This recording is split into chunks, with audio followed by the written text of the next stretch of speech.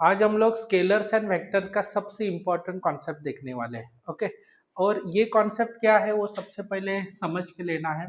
जैसे कि कोई भी वेक्टर, मान लो कि एक आर वेक्टर है अपने पास और इधर आर एक्स दिया है, बराबर, और उसके बाद क्या लिखा है जे आर वाई, और उसके बाद के आर जेड लिखा है।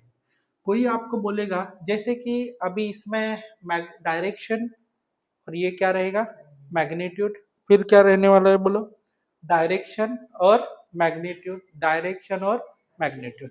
अभी इसका हम लोग को मैग्नीट्यूड फाइंड आउट करना है। क्या फाइंड आउट करना है बोलो मैग्नीट्यूड। तो मैग्नीट्यूड कैसे फाइंड आउट करेंगे बोलो, R vector is equal to root of क्या लिखते हैं R X square plus R Y square plus R Z square. ये मैग्नीट्यूड यानी कि हमारा जो रेगुलर फॉर्मेट है, यानी कि जैसे कि वेक्टर का कन्वर्शन रेगुलर फॉर्मेट में करने के प्रोसेस इस प्रकार से ही हो जाता है। अभी फॉर एग्जांपल मेरे पास एक वेक्टर दिया है, मान लो एक एफ वेक्टर है, F vector 3i plus 2j plus 1k दिया है, बराबर। अभी इस वेक्टर को सॉल्व करना है। कैसे सॉल्व करेंगे इस वेक्टर को, F vector is equal to क्या लिखेंगे रूट ऑफ 3 का स्क्वायर प्लस 2 का स्क्वायर प्लस 1 का स्क्वायर। तो बच्चा लोग इधर क्या लिखेंगे, 3 का स्क्वायर क्या हो जाएगा बोलो बेटा 9 plus 4 plus 1 is equal to क्या हो जाएगा रूट 14 यूनिट न्यूटन। इस प्रकार से इस फोर्स को लिखेंगे। ये हो गया वेक्टर फॉर्मेट और ये हो गया अपना रेगुलर फॉर्मेट। अभी तक जो भी हम लोग ने सीखा है इसी फॉर्मेट में कैलकुलेशन सीखा है। तो वेक्टर का इसी के लिए देखो कोई भी फॉर्मूला का इस्तेमाल करके वो लोग अपना समझाना, जैसे कि वो लोग काइनेमेटिक इक्वेशंस को भी लेंगे और काइनेमेटिक इक्वेशंस को भी देके वो सॉल्व करने का प्रयास करवाएंगे। जैसे कि देखो अभी काइनेमेटिक इक्वेशंस पता है आपको, काइनेमेटिक्स इक्वेशन ऑफ मोशन, जैसे कि हम लोग अभी सेकेंड चैप्टर में देखा होगा v इज इक्वल टू क्या होता है u प्लस ए टी, ये पहला फॉर्मूला है। ओके, काइनेमेटिक इक्वेशंस है। उसके बाद v square is equal to U square plus 2as। उसके बाद और एक फॉर्मूला है डिस्प्लेसमेंट को लेके, s इज इक्वल टू क्या होता है ut plus half A T square. इसी फॉर्मूला में वो लोग क्या करेंगे वेलोसिटी वेक्टर के फॉर्मेट में देंगे, तो आपको कन्वर्ट करना पड़ेगा और फिर हम लोग को सॉल्व करना पड़ेगा। इसके रिलेटेड बाकी के जो क्वेश्चंस है, चलो तो ये 2012 का क्वेश्चन है और इसको हमें सॉल्व करना है। सबसे पहले इसका वैल्यू पुट करना है और फाइंड आउट करना है। उन्होंने क्या क्या दिया है, देखो क्या क्या दिया है। सबसे पहले इंपॉर्टेंट चीज इनिशियल वेलोसिटी दिया है, साथ में एक्सेलरेशन दिया है, और क्या क्या दिया है बोलो, और टाइम पीरियड भी दिया है। ठीक है, यानी कि u का वैल्यू दिया है 2i प्लस 3j। उसके बाद उन्होंने और एक चीज दिया है acceleration. What is the acceleration here 0.2i plus 0.3j दिया है। और बच्चा लोग टाइम पीरियड दिया है 10 सेकेंड, और आपको बोला है v का वैल्यू फाइंड आउट करो। चलो v का वैल्यू क्या फाइंड आउट करेंगे, अभी अभी हम लोग ने काइनेमेटिक इक्वेशन देखा था, क्या है v का वैल्यू बोलो, v is equal to u plus A T. u का वैल्यू तो आपको पता है, a का भी वैल्यू पता है, t का भी वैल्यू पता है। u का वैल्यू तो दिया है 2 प्लस 2i प्लस 3j। उसके बाद a का वैल्यू भी दिया है 0.3i प्लस क्या लिखेंगे बोलो 0.4j इंटू 10 दिया, अंदर मल्टीप्लाई करो 2i प्लस 3j, अंदर मल्टीप्लाई किया तो क्या हो जाएगा बोलो 3i प्लस 4j, दोनों को इकट्ठा करना है 5i प्लस क्या हो जाएगा बोलो, इधर किधर है 2 है ना, सॉरी 2 है, इधर 2 है तो इधर क्या हो जाएगा 2, तो 5j हो गया, बराबर। तो ये v is equal to v vector is equal to क्या है 5i प्लस, अभी इसका मैग्नीट्यूड निकालना है, रेगुलर फॉर्मेट में कन्वर्शन करना है। कैसे करेंगे, v vector is equal to root of क्या लिखेंगे बोलो 5 का स्क्वायर प्लस 5 का square. v is equal to क्या आएगा 25 प्लस 25, 50 हो जाएगा। कितना आया 50, क्या लिखा बोलो इधर 25 × 2 लिखा, √25 √2 क्या लिखा 5 √2। फाइनल आंसर क्या आएगा 5 √2। सबको क्लियर हो गया 5 √2 कैसे निकाला है? ठीक है, तो इस प्रकार से हम लोग उसको सॉल्व कर सकते हैं। बेटा देखो 2012 का क्वेश्चन इससे पहले हम लोग ने सॉल्व किया था। अभी 2000 क्या है 10 का क्वेश्चन है। 2012 का और 10 का क्वेश्चन सिमिलर है, सिर्फ वैल्यू चेंज करके दिए। आप देख सकते हैं इनिशियल वेलोसिटी u वेक्टर दिया है 3i + 4j दिया है बराबर, और एक्सेलरेशन दिया है उन्होंने, क्या दिया है एक्सेलरेशन 0.4i दिया है और 0.3j दिया है, और टाइम कितना दिया है बोलो 10 सेकेंड। सॉल्व कर सकते हैं इस, ये आपको v निकालने के लिए बोला है। ठीक है, v इज इक्वल टू क्या हो जाएगा u + at, u + at, समझा ना? v का वैल्यू निकालना है आपको। क्या आंसर आया बोलो इसका? क्या आंसर? ऑप्शन बी आया। Very good. तो इस प्रकार से हम लोग सॉल्व कर सकते हैं। किसी को कुछ डाउट है? ये इसका जो कैलकुलेशन है वो क्या रहेगा बोलो बेटा? होमवर्क। इधर किया होगा तो भी अच्छा है, नहीं तो घर पे करो। अभी एक 2014 का क्वेश्चन है जो एकदम इम्पोर्टेंट है। अभी आपको लगेगा कि ये 2014 का क्वेश्चन कैसे सॉल्व करेंगे, ओके, क्योंकि अपने को कुछ भी इसमें से ना पता ही नहीं चल रहा है कि एक्चुअल क्या दिया है। तो थोड़ा दिमाग लगाने का, कभी भी याद रखना क्वेश्चन सेम फॉर्मेट में नहीं पूछा जाता। ठीक है, उन्होंने क्या दिया है x और y दिया है बराबर, इधर क्या लिखा है 2m and 3m मीटर में दिया है। तो याद रखना x और y ये जो है ना, ये सबसे इंपॉर्टेंट बोला है। एक पोजीशन दी है, दो पोजीशन, यानी कि उन्होंने क्या बोला है, एक पोजीशन सपोज ए है जिस पे टाइम कितना है बोलो, इस पोजीशन पे टाइम कितना है 0 है, और ये r1 एक पोजीशन है। क्या है? r1 एक पोजीशन है।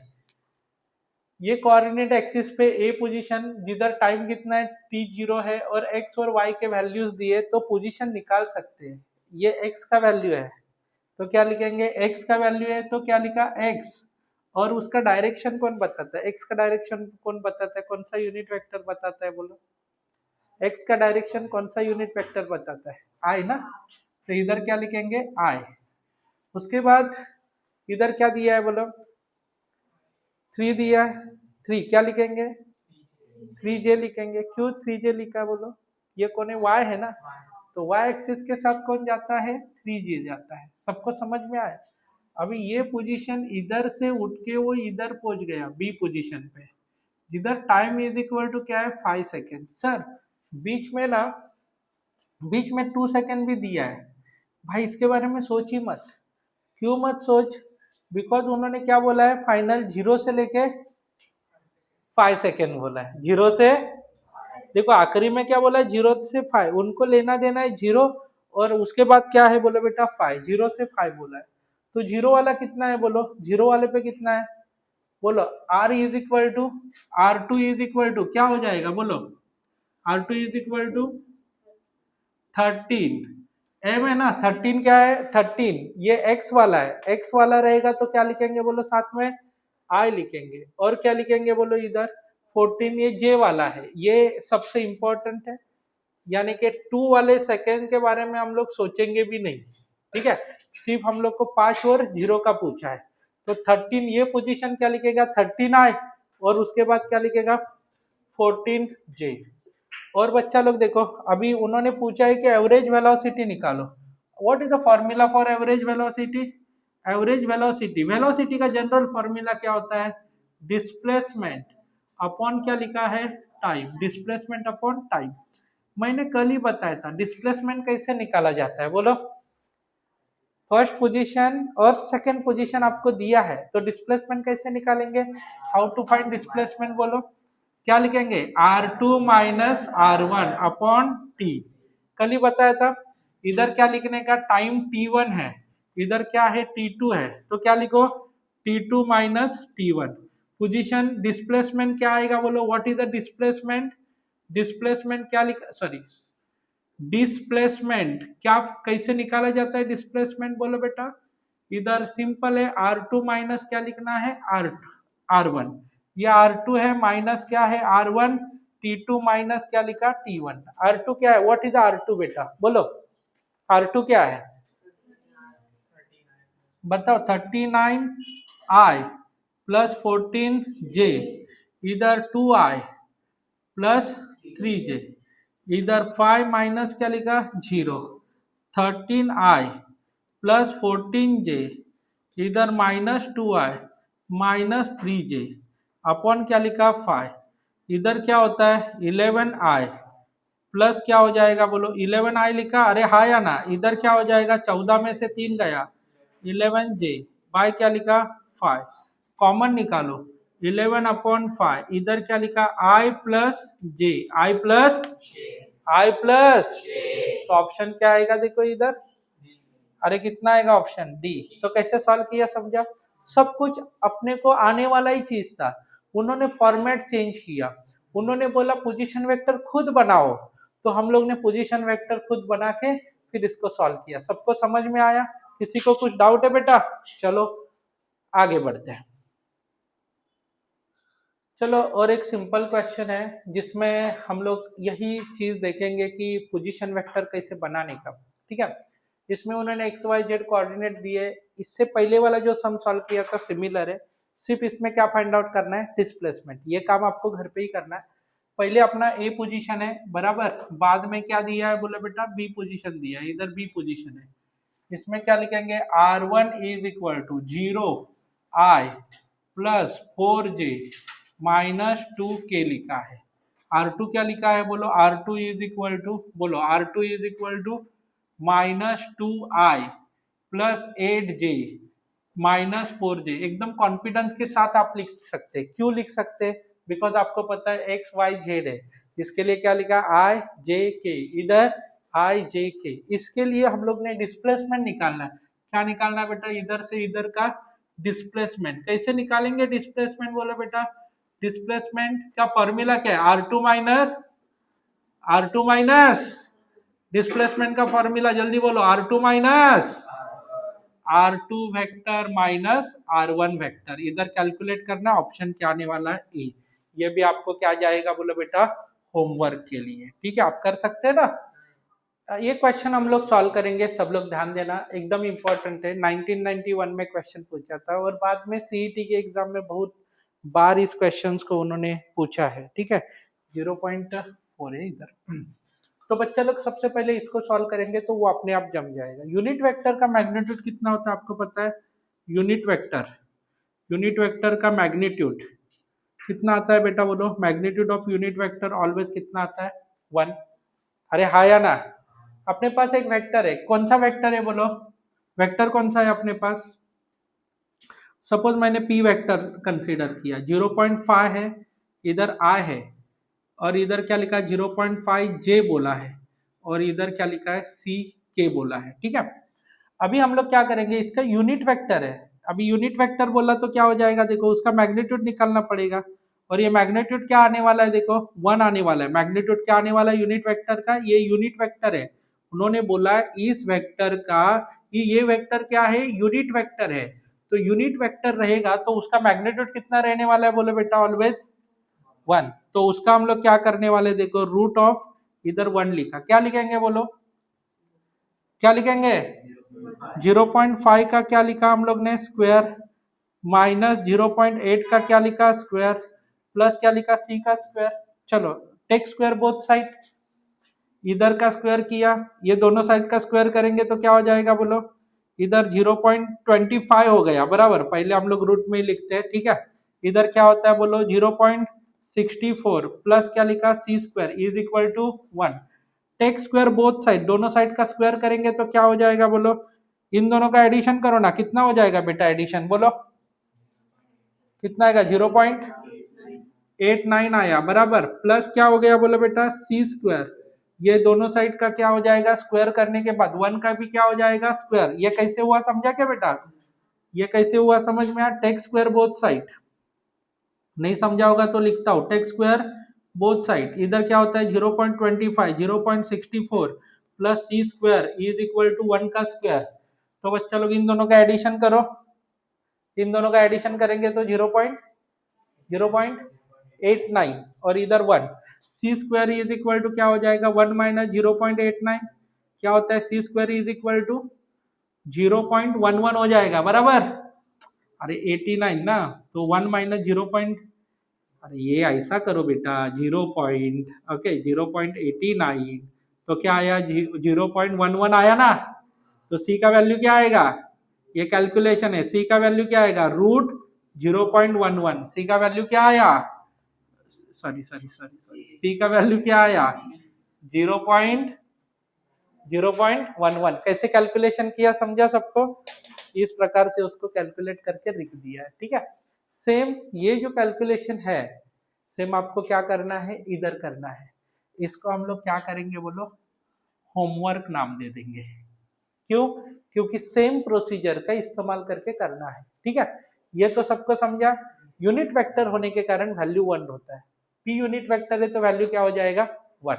अभी हम लोग देखेंगे 2007 के एंट्रेंस का क्वेश्चन, जिसमें ये क्वेश्चन में देखो एक जगह पे क्रॉस प्रोडक्ट इस्तेमाल किया, एक जगह पे डॉट प्रोडक्ट और थीटा। किसी का आया क्या इसका आंसर, जिसको आ रहा है वो आगे आगे सॉल्व करते जाएगा, ठीक है, और जिसको नहीं आ रहा है वो मेरे साथ सॉल्व करेगा।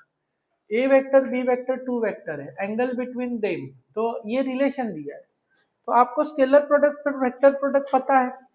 What is the scalar product, A vector dot B vector क्या होता है बोलो, A vector dot B vector क्या फॉर्मूला है, अरे बोल सकते हैं, ए बी क्या आता है डॉट में, कॉस थीटा, और इधर क्रॉस में क्या आता है A B sine theta, A B क्या लिखा बेटा बोलो साइन थीटा।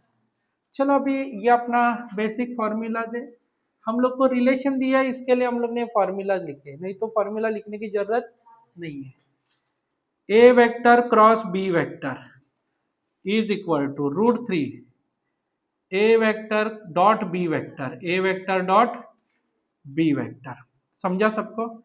चलो चालू होना है बेटा, इधर क्या आया A B sine of angle theta √3 A B cos of angle theta, समझा बच्चा लोग। देखो इसमें क्या होता है, A B A B A B A B क्या हो जाएगा, उठ जाएगा, अरे हाँ या ना, इधर रिलेशन में सिर्फ वैल्यू पुट किया है, बाकी कुछ नहीं किया है। अभी क्या होता है बोलो, साइन थीटा अपॉन क्या करना है cos theta is equal to क्या आया √3, समझा। तो tan कितना हो जाएगा theta, sine upon cos tan होता है ना, तो क्या आएगा √3। तो मुझे बताओ tan थीटा √3 आया बराबर, बट क्या लिखेंगे बोलो, tan 60 कितना होता है बोलो √3, तो थीटा किसके साथ कंपेयर करेंगे 60 डिग्री। सबको समझ में आया, एकदम सिंपल क्वेश्चन है, समझ में आया ना सबको, कुछ दिमाग लगाने की जरूरत नहीं है, सिर्फ नॉर्मल ट्रिग्नोमेट्री के रिलेशन से सॉल्व हो गया। 2007 में पूछा था एक क्वेश्चन। अभी देखो अभी अभी हम लोग ने जो सम सॉल्व किया था उस क्वेश्चंस को ऐड करके उन्होंने एक दूसरा क्वेश्चन बनाया। इस प्रकार से क्वेश्चन वो लोग बनाते रहते हैं ताकि बच्चे लोग ज्यादा से ज्यादा क्या हो जाए, कंफ्यूज हो जाए। तो जैसे कि इधर क्या है क्रॉस प्रोडक्ट है, इधर कौन सा प्रोडक्ट है डॉट प्रोडक्ट है, बीच में क्या किया है √3। इसका आंसर जानते हो आप लोग, अभी निकाला थीटा इज इक्वल टू कितना आया था 60। सेम प्रोसीजर करना है जिससे हम लोग ने अभी अभी देखा, ए वेक्टर क्रॉस बी वेक्टर 60 कैसे आया, एक बार मैं निकाल के दिखाता हूँ, नहीं तो आप फिर कंफ्यूज हो जाएंगे, ठीक है। तो इधर क्या आया बोलो, ए बी क्या लिखेंगे बेटा, ए बी क्या लिखते हैं इधर, अरे बोलो ना दादा साइन थीटा, इधर क्या लिखेंगे √3, ए बी क्या लिखेंगे कॉस थीटा, दादा ए बी क्या हो जाएगा कैंसर, साइन थीटा अपॉन क्या लिखा कॉस थीटा, इधर क्या आया √3, इधर क्या लिखा tan थीटा √3, tan 60 कितना आता है बोलो √3 आता है, इसके लिए थीटा का वैल्यू कितना लिखा 60। सर इधर तलक ठीक है ना, ये अभी इससे पहले वाले में भी बताया था, मगर ये ऑप्शन ऐसे एकदम एंटिक दिए क्योंकि उन्होंने क्या पूछा है, A vector plus B vector का वैल्यू पूछा है बेटा। तो इसके लिए आपको याद आना चाहिए एक लॉ जिसका नाम है parallelogram law of vector addition. क्या है बोलो, parallelogram law of vector addition, parallelogram law. क्या होता है पैरेललोग्राम लॉ बोलो, आर इज इक्वल टू क्या है बोलो, बोलो under root P square plus 2pq plus cos theta plus क्या लिखते हैं बोलो बेटा क्यू स्क्वायर। क्या बात है, वेरी गुड बेटा। समझा कि नहीं समझा? अरे हाँ या ना हाँ बोलो, कुछ हाँ बोलने में कुछ जाता नहीं है, ठीक है। तो ये मैग्नीट्यूड निकाला है, क्या निकालना है? मैग्नीट्यूड। मैग्नीट्यूड अभी मेरे पास क्या है, मैग्नीट्यूड ही निकालना है, A vector plus B vector. इधर बेटा p के जगह पे ये किसका काम करेगा, p का, ये किसका काम करेगा, q का। अरे हाँ या ना, ये किसका काम करेगा, p, ये किसका काम करेगा, q।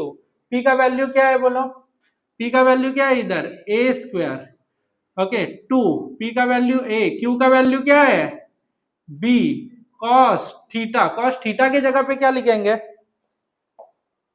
अरे बोलो दादा 60, इधर क्या लिखा 60 प्लस क्या लिखा b का स्क्वायर। समझा सबको? अरे हाँ या ना।